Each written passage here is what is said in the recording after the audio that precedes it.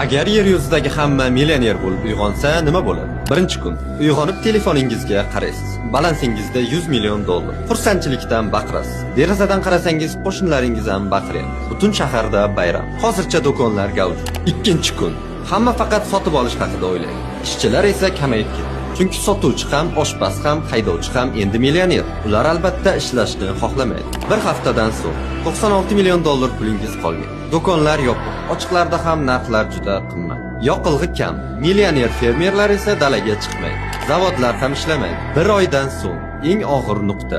Nonvoyga non ber deb pullaringizni olasiz. U esa menda bunaqasidan ko'p deb 2 baravar ko'proq pul otadi. Mashinalaringiz uchun yoqilg'i ham tugagan.